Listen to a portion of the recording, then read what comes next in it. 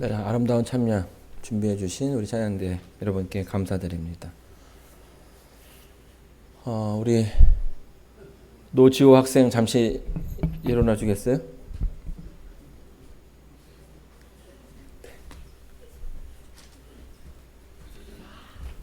자, 우리 지호가 이번 주에 졸업을 했습니다. 이제 중학생에서 이제 고등학생이 되었습니다. 여러분 축하의 박수 한번 해주시겠습니까? 네, 너무 쑥스러워하는데 오가면서 이렇게 지호한테 수고했다고, 또 앞으로 또 고등학교도 잘 부탁한다고 또 격려와 또 응원 부탁드리겠습니다. 또 저에게 방문해 주신 분 계십니다. 우리 로반드 교회에서 우리 김윤선 장로님, 또 김인혜 지사님, 네, 환영합니다. 네, 감사합니다. 오늘 저는 설교 말씀을 좀 준비하면서 제목을 나는 누구인가, 오늘 우리는 어떠한 모습으로 살아가고 있는가, 또 나에게 주어진 삶의 모습은 무엇인가 한번 다시 생각해 볼 수 있는 시간이 되었으면 좋겠습니다. 제가 아주 어릴 적에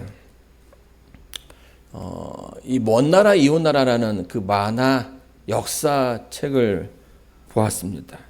소년 조선일보에서 연재되었던 만화들을 엮어서 1986년에 87년에 6권짜리로 이렇게 나왔어요.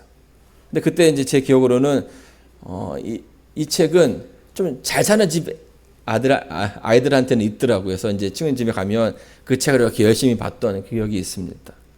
근데 이제 그 책의 내용 가운데 저한테 약간 좀 충격적으로 이렇게 다가왔던 한 부분이 있는데, 그게 뭐냐면 이 작가가 그 창녀의 어떤 그 부분을 설명하면서 그 직업이라는 표현을 쓰더라고요. 이 직업은 세계에서 가장 오래된 직업군 가운데 하나다. 성경이 그렇게 얘기해 준다. 그렇게 얘기를 해주더라고요. 그래서 이게 무슨 뭐 근거 없는 얘기인가 싶었는데, 제가 보니까 성경에 이제 그렇게 나와 있죠. 창세기에 보게 되면 창세기 38장에 그가 얼굴을 가리웠으므로 유다가 그를 보고 창녀로 여겼다라는 그런 표현이 있습니다. 유다가 이 아브라함의 아들 가운데 한 명이 이제 창녀를 만나는 그런 장면을 표현하는데, 거기에 이미 성경의 시작에 이 직업이 등장한다라는 거죠. 근데 이제 이 얘기를 이제 제가 준비하면서도 이 단어를 좀 사용하기 굉장히 좀 부담이 되더라고요. 단위에서 이런 얘기를 해도 되는 건가? 어떤 사람들은 이제 직업이 무슨 기천이 있겠느냐라고 얘기하지만, 이 창기에 대한 표현, 창기에 대한 사람들의 어떤 그 생각은 그렇게 긍정적이지 않습니다. 그렇죠? 뭔가 색안경을 끼고 있고 이게 좀 부정적인 그런 시선으로 바라보는 거죠. 근데 성경에서도요, 이 창기를 바라보는 시선은 우리와 크게 별반 다르지 않습니다. 성경에서 예수님 시대 유대인들이 싫어했던 그 사람들 가운데 하나가 누구였냐면 세리였죠. 세리. 여기 보게 되면 예수님께서 말씀하신 그 구절에서도 세리가 그 당시에 유대인들에게 얼마나 많은 어떤 그 비판과 얼마나 많은 어떤 그 부정적인 이미지를 갖고 있는지를 잘 드러내주고 있습니다. 바리새인들은 서서 따로 기도하며 가로되 하나님이여, 나는 다른 사람들 토색 불이 간음하는 자들과 같이 아니하고 이 세리와도 같이 아니함을 감사하나이다. 그러니까 바로 옆에 있음에도 불구하고 그가 입 밖으로 그의 그 불편한 마음을 표현할 정도로 유대인들은 이 세리와 함께 하는 것 자체를 싫어했습니다. 공공연하게 그들에 대해서 비판하는 것도 서슴지 않았죠. 그런데 이 세리와 항상 그 짝으로 다니는 단어가 있는데, 그게 뭐냐면 창기라는 단어예요. 여기도 보게 되면은 이 간음이라는 표현이 나오죠. 그들 중에 누가 아비의 뜻대로 하였느냐 가로되 둘째 아들이니이다. 예수께서 저희들에게 이르시되 내가 진실로 너희에게 이르노니 세리들과 창기들이 너희보다 먼저 하나님 나라에 들어가리라. 그러니까 예수님께서 아주 강한 표현, 그러니까 유대인들보다 스스로 깨끗하다라고 생각하는 유대인들보다 너희들이 죄가 있다고 생각하는 세리나 창기들이 더 나을 수 있다라는 얘기를 해 주시는 거예요. 그러니까 이미 그 시대의 유대인들의 어떤 그 머릿속에는 이 세리와 창기는 그 짝으로 한 세트로 쓰이는 그런 단어입니다. 세리는 뭐한 사람입니까? 이익을 위해서 나라를 팔은 그런 사람으로 여겼던 것이고요. 창기는 이익을 위해서 자기의 웃음과 자기의 몸을 파는 여인으로 사람들이 인식하기 때문입니다. 자, 그러면 이렇게 사람들로부터 대우받지 못하는 이 창기의 여인이 아들을 낳았다면 사람들의 그 시선은 어땠을까요? 이 몸을 파는 여인이 아들을 낳았을 때 이 아이의 아버지는 누구일까요? 성경에 이 창기가 아이를 낳은 그런 역사들이 몇 군데 나옵니다. 호세아 11장에 보게 되면 여호와께서 이르시되 그 이름을 로암이라 하라. 너희는 내 백성이 아니요 나는 너희의 하나님이 되지 아니할 것임이니라 라고 얘기했죠. 호세아 선지자의 이야기입니다. 여러분 이제 선지자 하면 이스라엘 그 백성들, 이스라엘 그 그룹 가운데서는 굉장히 인정받는 직분이죠. 하나님께서 직접 선택하시고 하나님의 그 일을 그 사람을 통해서 백성들에게 전하는 일이었기 때문에 굉장히 대우받고 존경받는 그런 직분이었습니다. 자, 그런데 이 엘리트에게 하나님께서 명령을 내리십니다. 창기와 결혼을 하라. 창녀와 결혼을 하라는 것이었죠. 그녀 이름이 바로 고멜입니다. 호세아와 결혼을 하지만 그녀는 계속해서 집을 나가는 것이에요. 계속 함께 좀 무언가 잘 해보려고 호세아가 노력을 하지만 틈만 나면 집을 나가는 겁니다. 그리고 다른 남자들과 관계를 맺고요. 그러면 또 호세아가 가서 뭐합니까? 돈을 주고 그 여인을 사오는 것입니다. 이렇게 여러 번 반복하는 가운데 아이들을 낳게 되었죠. 그리고 그 낳은 아이들 가운데 한 아들의 이름이 뭐라는 거예요? 로암미예요. 로암미. 내 아들이 아니다. 내 백성이 아니다. 이 말을 들었을 이 말을 듣는 그 자녀의 마음도 내 이름의 뜻이 그런 의미라는 것을 알게 되었을 때 정말 큰 충격일 거라는 생각이 들고요. 또 그녀의 어떤 그 상황도 인정이 되는 거죠.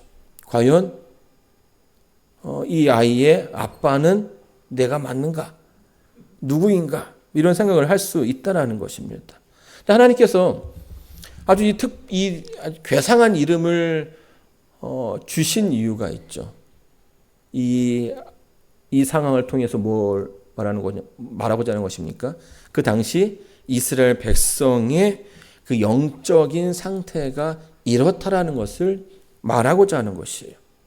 하나님을 떠나서 끊임없이 계속 하나님께서 이끌고 그 안으로 품어 주시려고 하는데 그럴 때마다 그 품 안을 떠나가서 그들의 어떤 그 원하는 대로 살아가는 이스라엘 백성의 모습을 보여주는 것입니다. 그런 가운데 이 고멜 여인의 모습이 사용되는 것이죠. 이 고멜과 그 호세아의 그 이야기를 보면서 어쩌면 이 아이는 사랑 없이 태어날 아이일 수도 있다라는 생각을 좀 드는 것입니다. 그러니 이 아이에 대한 애착이 얼마나 있겠습니까? 자, 그렇기 때문에 이 사실을 창기와 사랑이라는 단어는 그렇게 썩 어울리지 않는 단어라고 생각이 돼요. 그러나 그 가운데 이 여인이 아이를 낳게 되었고 어머니가 되었다라고 설명해 주는 것입니다. 성경에는 또 다른 인물을 이야기해 주고 있습니다.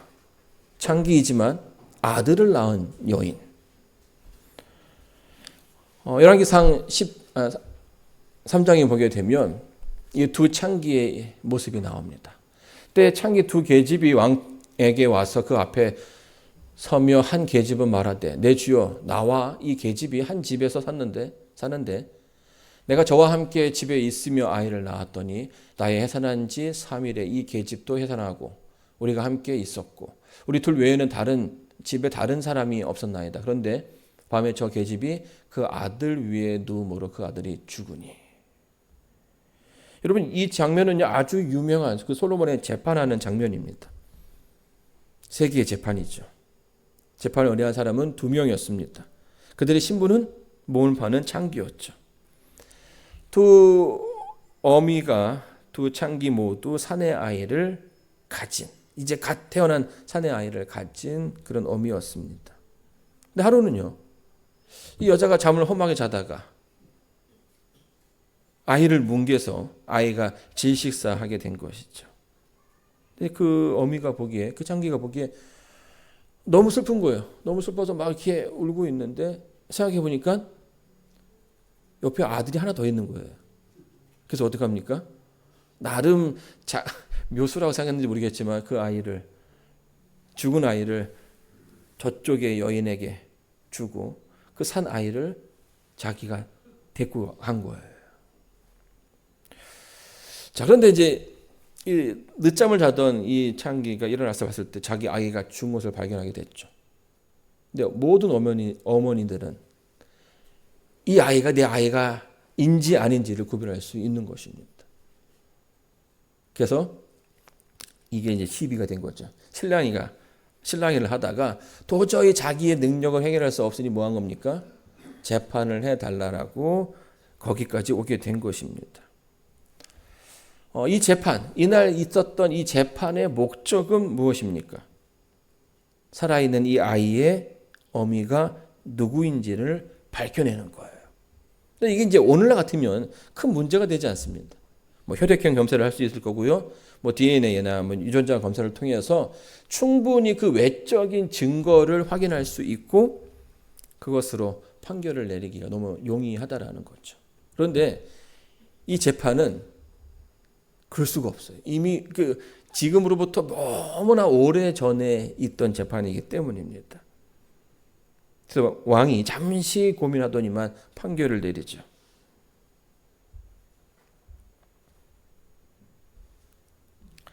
24절로 25절입니다. 가로되 칼을 4개로 가져오라 하니 칼을 왕이 앞으로 가져온지라. 왕이 이르되 산 아이를 둘에 나누어 반은 이에게 주고 반은 저에게 주라. 이게 솔로몬 왕이 내린 판결이에요. 어떻게 하라고요? 살아있는 아들을 반으로 쪼개서 반은 이 엄마에게 주고 반은 이 다른 엄마에게 주라는 겁니다. 굉장히 무시무시한 그런 판결이었지만 이 판결은 결말이 아니라 사실은 뭐였습니까? 검증의 과정이었죠. 단순하게 어떤 사실을 확인하려고 했던 것이 아니라 이 과정을 통해서 진짜 엄마가 누구냐라는 것을 확인하고자 했다라는 거예요. 여러분 진짜 엄마라는 것을 무엇으로 검증할 수 있을까요? 그 내면의, 그 외면의 모습으로 또 누군가의 어떤 그 강한 주장으로만은 할 수 없다라는 겁니다. 솔로몬은 반드시 이 여인이 진짜 엄마인지 그 내적인 내면의 그 증거를 확인해야 했고 어미로서의 그 모습이 드러나는지 안 드러나는지를 지켜봐야 했던 것입니다. 이제 제가 이제 초등학교 때 그 샘터라는 어떤 그 작은 책자에서 그런 책을 어떤 이야기를 본 적이 있는 것 같아요. 한 여자아이가 아주 어린 나이에 입양을 보내게 되었어요. 그래서 입양을 가서 그 양부모의 그 밑에서 아주 잘 따뜻한 보살핌 가운데 잘 살고 있었습니다. 그런데 어느 날 이 아이가 불치병에 걸리게 된 거예요. 그래서 눈이 보이지 않게 되는 겁니다. 서서히. 이 아이가 정말 큰 충격을 받게 되었죠. 그리고 거기에다가 이제 그 사춘기를 지나가면서 왜 나의 어머니가 나를 버렸을까라는 그 생각을 하게 된 거예요. 무언가 이유가 있겠지라는 생각을 했지만 받아들일 수 없는 거죠. 나의 친어머니가 아닌 이분들도 나를 이렇게 사랑하는데 나를 낳은 친어머니가 어떻게 나한테 그럴 수 있을까? 이 여자가 정말 그 깊은 슬픔 가운데 있을 때 이 양부모가 친부모를, 친엄마를 만나주게 해주게 하겠다고 얘기를 하는 것입니다. 근데 이 아이가 아주 단호하게 거부합니다. 날 버린 사람은 보고 싶지 않다고. 자, 그럼에도 불구하고 이 양부모가요, 그 친어머니를 초청을 하게 돼요. 그리고 병실에 있는 아이에게 다가왔죠. 친어머니가 오셨어. 근데 그 말을 듣는 순간, 이게 이 아이가 눈에 보이지 않으니까, 어떻게 하면 상처를 줄 수 있을까 해퍼가지고 고개를 돌렸습니다. 보고 싶지 않은 그 마음을 표현한 거죠. 근데 이제 그 내심 자기가 생각했던 어떤 그런 모습에는 그러면 엄마가 바로 와가지고 뭐 이렇게 안고 막 이렇게 할 거라고 예상을 했는데 시간이 지나도 그런 어떤 그 제스처가 느껴지지 않는 것이. 대신에 손이 하나 이렇게 얼굴에 다가오더니 이렇게 손에 얼굴을 더듬는 거예요. 그 어머니가 어떤 모습이었던 겁니까? 그 어머니가 장님이었던 거예요. 정말 어렵지만 잘 이 아이를 키우고 싶었는데 자기도 모르는 사이에 그 어떤 그 병에 걸리게 되었고 눈이 안 보이게 되니까 이 아이를 자기가 키울 수 없다라는 판단을 하게 된 것이죠. 그날 그 아이는요, 어머니의 어떤 그 새로운 모습을 이해하게 되었고 그로 인해서 그동안 갖고 있던 어떤 그 마음속의 분노와 화가 한순간에 사라지는 그런 경험을 하게 된 것입니다. 논리로 설명되지 않는 그런 일들이 있죠. 특별히 이 사랑이라는 단어가 그렇다라고 생각합니다. 부모님의 그 사랑, 어머니의 그 사랑, 조건 없이 품으려는 그 모습, 죽음을 무릅쓰고도 자식을 품으려 하고 하는 어머니의 그 모습은 사실은 이성으로는 이해할 수 없는 그런 차원에 넘어선 그런 이야기이죠. 가끔씩 TV 뉴스에 보게 되면 이렇게 불난 집에 아이를 구하기 위해서 들어가는 그런 장면들이 보이는데 사실 이거는 과학적으로나 논리적으로 설명할 수 없는 그런 이야기입니다. 그 불구덩이에서 살아나올 수 있을 거라는 생각이 먼저가 아니라 근데 저 아이와 함께 해야겠다라는 그런 사랑이 먼저라는 거죠. 이 솔로몬의 앞에 나왔던 두 여인의 모습 가운데서 우리는 서로 다른 모습을 좀 보게 됩니다. 굉장히 즉각적인 반응이 나왔죠. 당신의 재판이 맞습니다. 아주 현명한 판결입니다. 라고 했던 한 여인이 있었고요. 또 한쪽은 어땠습니까? 그 모든 것을 포기한 가운데 저 여인이 엄마가 맞다라고 하는 그런 사실을 드러내었다라는 거예요. 자, 그런데 솔로몬이요, 정반대의 어떤 그런 또 의견을 내놓습니다. 저 여인이 맞다. 그녀가 어민이라. 솔로몬이 뭐 한 겁니까? 진짜 엄마와 가짜 엄마의 그 차이를 깨뜨려 보게 된 것이죠. 솔로몬은요, 그 재판의 그 과정 가운데서 어머니로서의 품위를 또 모습을 보고자 했던 것입니다. 그래서 이렇게 하죠. 왕이 대답하여 가로되 산 아들을 저 계집에게 주고 결코 죽이지 말라. 저가 그 어민이라. 제가 이제 초등학교 시절에 이제 가요를 좀 많이 들었던 것 같아요. 중학교 이렇게. 근데 그때는 가요의 어떤 그 가사가 귀에 들어오지 않았어요. 그냥 리듬 뭐 이런 걸로 이렇게 들었는데, 이제 그런 그때 즐겨 부르던 노래들이 계속 가사들이 좀 남지 않습니까?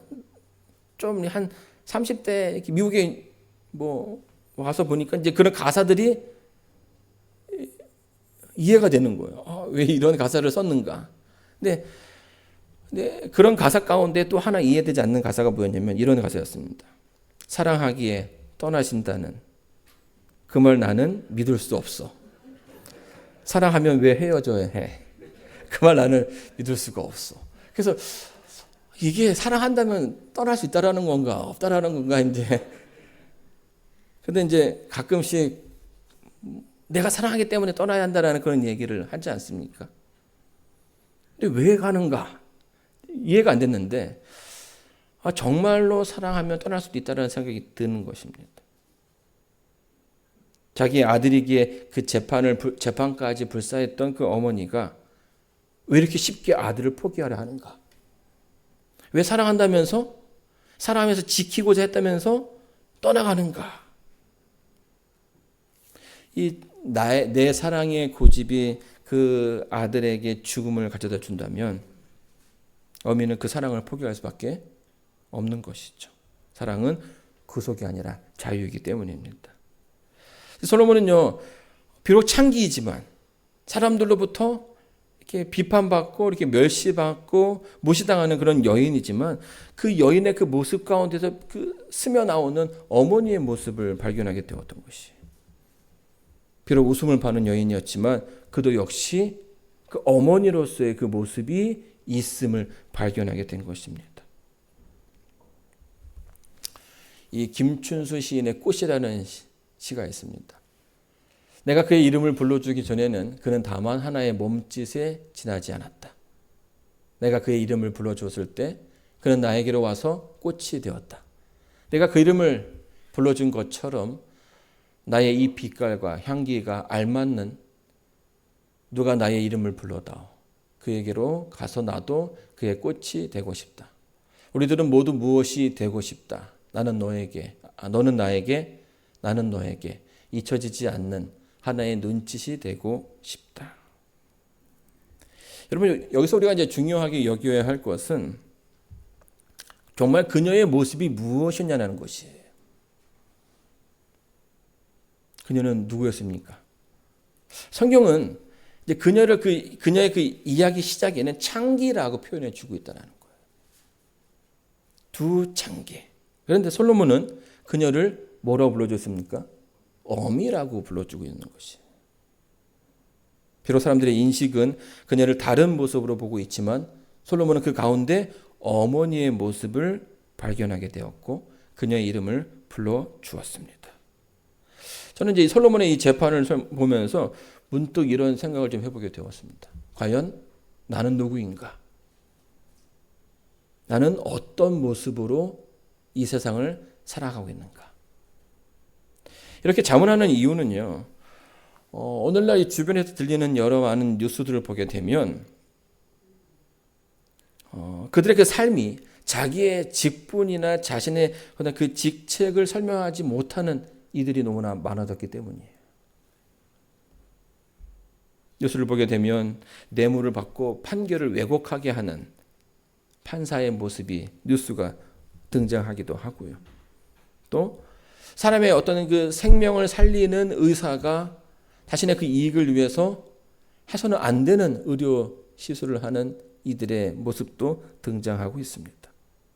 그리고 성도를 이용해서 재산을 모으려 하는 목회자의 모습도 등장하고 있고요. 또 자기의 권력을 이용해서 약자들을 괴롭히는 또 경찰관의 모습이 있기도 합니다. 그리고 진리를 드러내야 할 그 기자들이 자기의 그 이익을 위해서 자기의 편의를 위해서 진실을 왜곡하는 그런 모습들도 보이게 되는 것이죠. 이상하게 시대가 흘러갈수록 점점 이런 모습들이 많아지고 있다는 것입니다. 2000년 세기말 이후로 재림교회에서는 어떤 그 정체성을 찾아야 한다는 그런 자성의 목소리가 굉장히 많이 들려왔습니다. 원칙을 떠나서 그 갈피를 잃어버린 성도들의 모습이 많이 발견된다는 거죠. 여러분, 이러한 시대에 우리가 살고 있습니다. 그리고 이런 시대에 우리는 재림 성도라는 그 이름을 가지고 살아가고 있는 것이에요. 여러분, 나는 누구일까요? 솔로몬은 사람들이 보지 못한 것을 보았습니다. 세상 기준으로 그 여인은 장기, 장녀로 몸을 파는 여인으로 불렸지만 솔로몬은 그녀의 이름을 어미라고 불러주었습니다. 비록 그 외면이 보여주지 못하는 그런 상황이었지만 그 내면 가운데는 끊임없이 아들을 사랑하는 어미의 모습이 남겨져 있었기 때문이죠. 사랑하는 성도 여러분, 여러분은 오늘 어떤 이름으로 불려지기를 원하십니까? 사람들 우리를 겉모습으로 평가하죠. 직업과 어떤 그 성과, 때로는 배경, 그리고 실패, 이런 것들로 외부적으로 드러나는 것들로 사람들을 평가하고자 한다는 것입니다. 하나님은 늘 우리의 마음의 중심을 보고 계셔요. 우리 안에 사랑이 있는지 없는지, 하나님을 사랑하는 그 마음이 있는지 없는지. 여러분, 오늘 나의 마음은 내가 누구를 닮아가고 있는지 한번 살펴보시기 바랍니다. 그 여인이 아이를 포기하려는 것은 사랑하지 않아서가 아니라 사랑했기 때문이죠. 아들을 살리고자 자신의 그 권리를 포기한 것입니다. 그 순간 그녀는 단순히 직업인이 아니라 그 어머니의 존재로서 존재를 회복하게 된 것이죠. 그래서 솔로몬은 그녀를 어미라고 불러준 것입니다. 사랑하는 성도 여러분, 하나님께서 여러분을 내 백성이라고 부르고 계십니다. 내 사랑하는 아들이라, 내 사랑하는 딸이라. 하나님께서 여러분을 부르실 때에 그 부르심에 응답하는, 그래서 그분에게 아름다운 한 송이 꽃이 되어주시길 바라면서 오늘 말씀을 마치도록 하겠습니다.